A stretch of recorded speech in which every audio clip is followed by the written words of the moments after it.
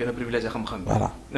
Alors Mamour dañuy jeexale ci li nga xam ne aussi moom mooy le président Macky Sall moom mi visé actuellement le sommet des Nations Unies donc moom xëy na bépp mooy nekk secrétaire général des nations de l'organisation des Nations Unies moom nag le président Macky Sall jiite woon na 4P donc mu nekkoon 4P bi nga xam moom la jiite ginnaaw bi nga xam ne tamit jóge na fii ci Sénégal avril 2024 de Macky Sall trop ambitieux Mamour.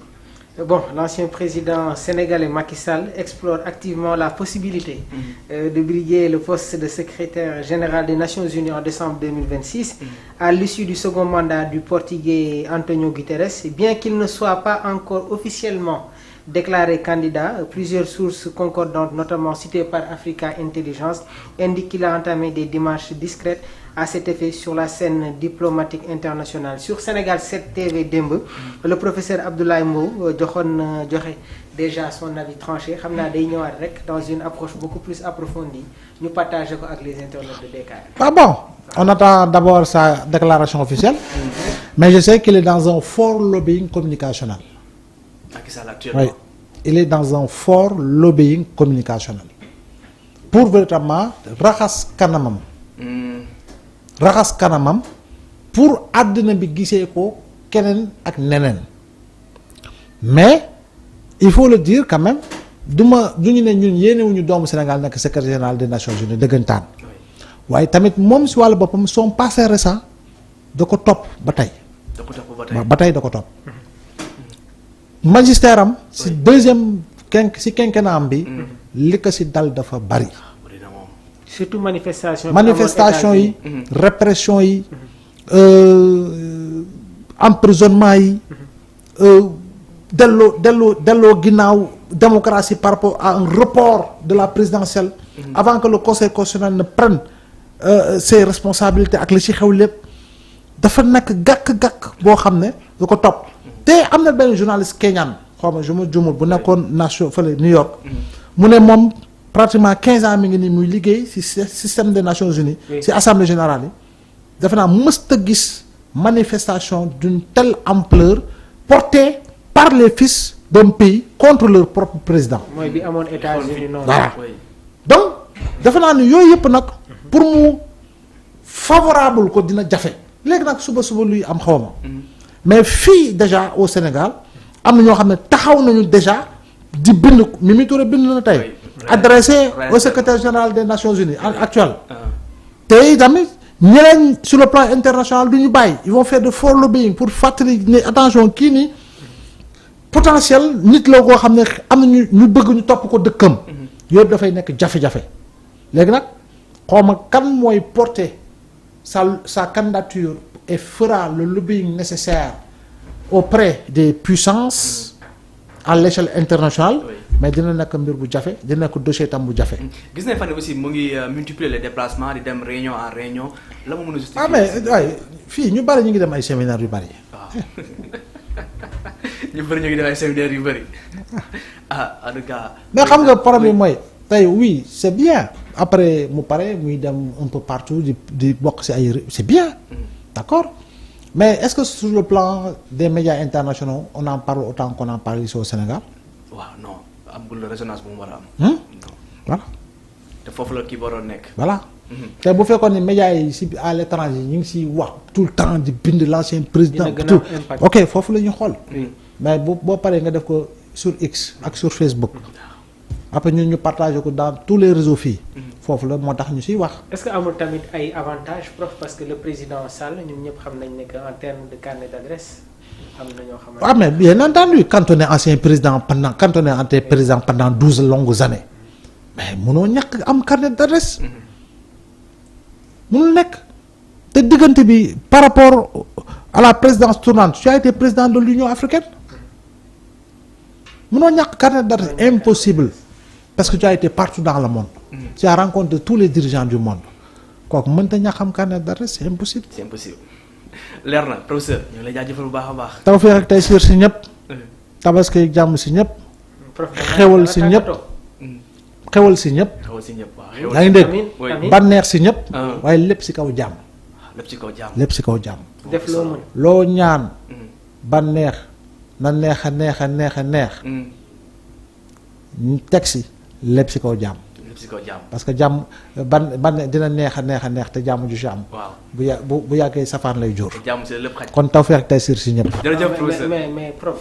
ah Sénégal Angleterre Sénégal Irlande loolu il faut nga indi ci commentaire tuuti. Le 10 la. le 6 Irlande le 10 Angleterre.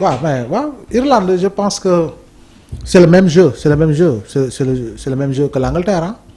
Irlande Écosse. Pays de Galles c'est le même football. C'est le football britannique. Tu vois, c'est un jeu rugueux. Avec de longues passes. Tu vois, contre Angleterre. Mondial bi gis nañu nu Angleterre defoon. dominé nañu sur tous les plans. surtout particulièrement au milieu de terrain. Et je pense que nous devons reprendre ce match-là. pour jouer ko autrement. L'absence de Sadio Mané, prof. Sadio a décidé de ne pas y participer. Polémique bi bari na. C'est son choix. Amical là. Oui, surtout. Amical là. Et je dis que peut-être que Sadio a besoin de se reposer. Peut-être que Sadio a besoin de récupérer après les multiples critiques yu juddu gannaaw match yi nga xam ne mooy match de qualification autant Coupe d'Afrique bi jàll nañu en attendant les qualifications pour le mondial. Donc xëy na foofu moo tax mu décidé toog mais je pense que Sénégal am na matière am na joueur te véritablement Ismaïla Sarr il est en très. Il est en forme.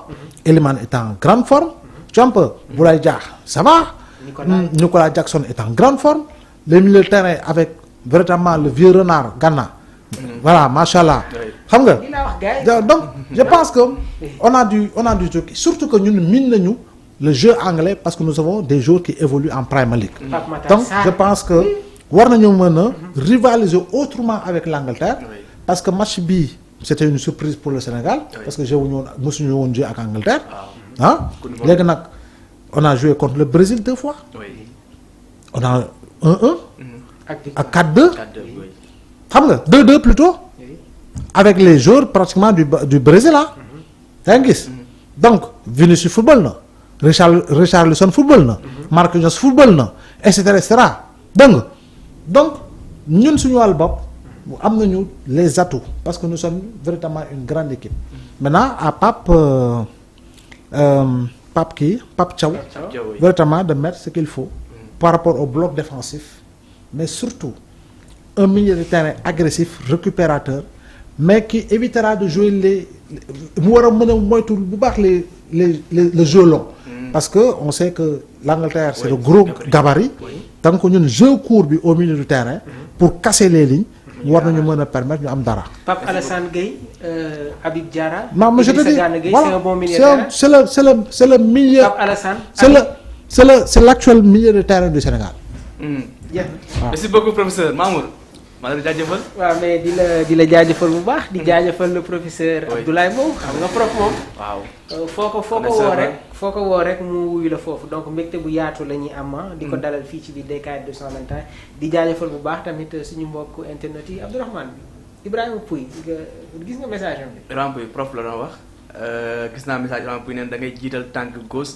bu xale bi jógee da ngay pivoter Ibrahima Pouy yow li xam nga woon yow Ibrahima Pouy xam na ne kii ancienne école bi la Ibrahima Pouy waaw Mouhamed Soli Aïssatou Barek Diagne yéen ñëpp tamit jërë ngeen jëf donc Youssoufa Kane yéen ñëpp Mbassène Sène Moussa Cissé yéen ñëpp maa leen di jaajëfal donc demee day am Oustaz Assane Seck ma fi ñëw donc à partir de 17h dans votre émission débat du jour donc loolu mooy programme demee bi Oustaz Assane Seck à partir de 17h donc remercier bu baax a baax le professeur Abdoulaye Mbow donc remercier encore une fois les internautes de DKR 221 am ñu seen fay xam naa actuellement yi bëri si yéen am ngeen xar ñeneen ñi aussi ñoo ngi daw di wëri xar donc yal na ko yàlla yombalal yàlla defal leen aussi li nga xam ne aussi moom moo gën ci tabaski bi donc ñu def lu ñu mën xam fa la ñu yem aussi parce que tabaski benn jour la day passé comme ni ko professeur waxee xëy na boo jëlee yenn engagement yi te doo ko mën a matal la après tamit tabaski passé day compliqué donc nañu def lu ñu mën donc di remercier bu baax a baax Omar ak Mamour ak Fallou donc tabaski bi moom xaw a yëpp sama bopp bi xar bi ba léegi xar ñëw moo tax sama bopp bi xaw a kii donc cheveux Omar moo ko jënd Omar ak Mamour ak Fallou ñu ma jënd cheveux mais moom xar laa jënd te saa bu mu laa yore amaguma xar bu mu laa yore wax ci plateau bi cheveux non cheveux Fallou moo jënd ay kilifa ñoo fi nekk bu fi indi kenn problème ak Mamour ñoo jënd cheveux yi mais man moo xar laa jënd ak bu mu laa yore amaguma xar waaw maa ngi fexe nag te patron bi temps yi daa feebar temps yi moom moo tax lépp compliqué instant lépp a jaxasoo gars yi jàmm ba suba ak jàmm incha allah. Merci beaucoup.